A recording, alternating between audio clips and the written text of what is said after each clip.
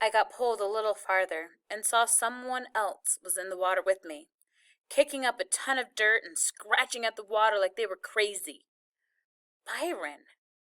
Man, the Woolpoo is going to let me see all my family one more time before I go. Byron tried grabbing at me, but the Woolpoo was pulling me away too fast. I saw By's legs swim back up toward the sky. Pull, wish, stop. Pull, wish, stop. Up ahead, someone else was in the water. It has to be Mama and Dad.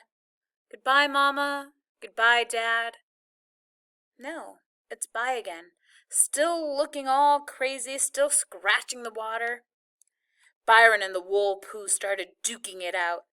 By must have hit it 100 times in that place where its face should have been. Finally, the Woolpoo couldn't take any more, and I felt those hard, cold fingers come off my ankle. The Woolpoo swam back into the deep water. The last thing I noticed about him was that he had big, square toes. Byron grabbed me and put his arm around my neck, and it felt like he was trying to choke me. As soon as he got me on the shore and turned me upside down, I felt like I was going to die. I started throwing up a ton of water and food.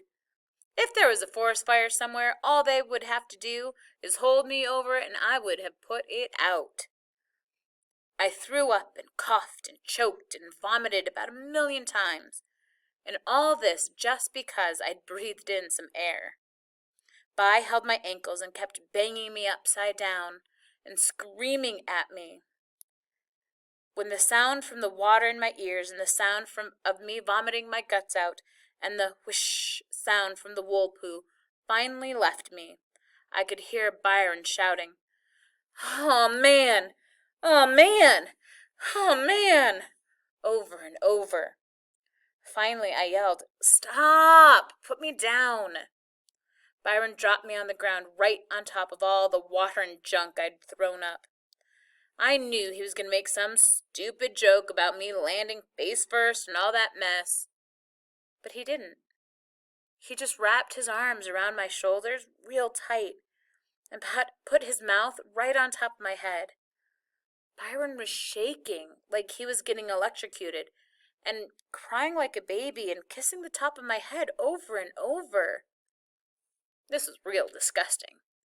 He kept saying, "Kenny, Kenny, Kenny," a bunch of times with his mouth wide open on top of my head. I could feel his teeth grinding into my skull, but I didn't care. I said, "Aw, man," and tried to make him quit. But all I could do was sit there, too tired to do anything but let Daddy Cool nibble on the top of my head while he cried like a kindergarten baby.